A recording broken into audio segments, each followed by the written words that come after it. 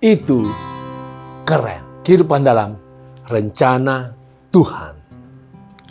Hambalang. Itu adalah sebuah kata yang membuat SBY kesal.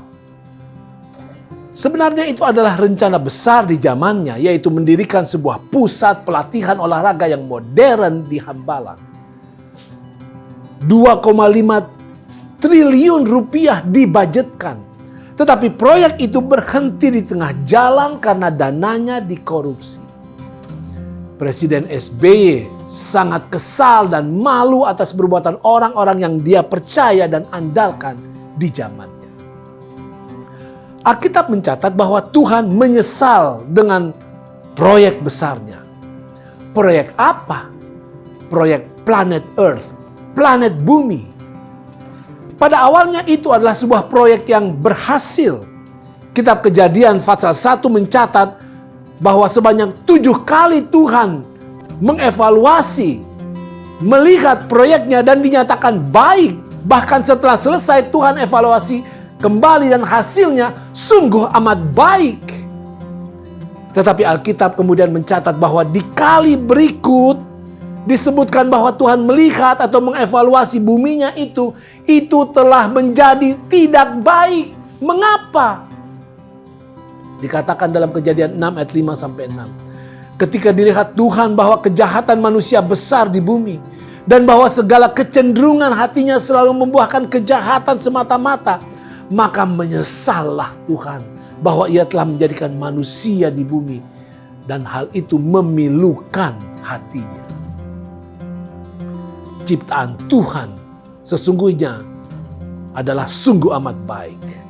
Tetapi manusia ciptaan yang Tuhan andalkan telah menjadi amat tidak baik. Hatinya, keinginannya, tabiatnya jahat. Saudara, mengapa Alkitab katakan bahwa Tuhan menyesal menjadikan manusia di bumi? Apakah itu karena Tuhan merasa gagal? Begini saudara, penyesalan Tuhan tidak sama dengan penyesalan manusia. Karena bilangan 23:19, Musa juga yang menulis seperti yang menuliskan kitab Kejadian katakan, Allah bukanlah manusia sehingga ia berdusta, bukan anak manusia sehingga ia menyesal. Saudara, penyesalan Tuhan tidak ada hubungannya dengan kemahatauan dan kemahakuasaannya. Jadi yang Tuhan sesali adalah manusia yang seharusnya adalah gambar Allah, tetapi telah menolak Tuhan dan menjadi gambar manusia semata-mata, yaitu mencintai diri sendiri. Ingin menjadi seperti dirinya sendiri. Dan Tuhan menyesal, tetapi Tuhan tidak kesal.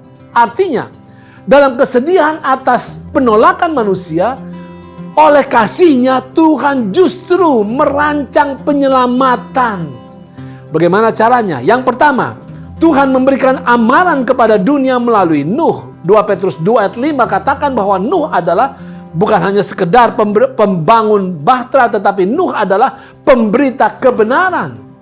Berarti tidak kurang dari 120 tahun atau selama dia membangun bahtera, Nuh memberikan amaran agar orang banyak bertobat dan diselamatkan.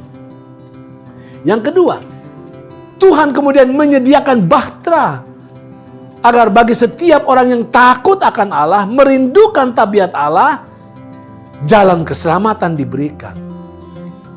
Dan diharapkan mereka masuk ke dalam bahtera, maka mereka akan selamat. Kita bertanya, kalau Allah itu kasih, mengapa hanya 8 yang diselamatkan? Berjuta orang binasa.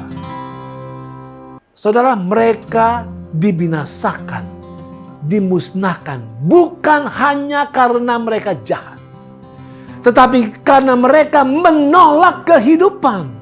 Saudara, orang yang menolak Allah, orang yang menolak tabiat Allah, mereka membenci kehidupan.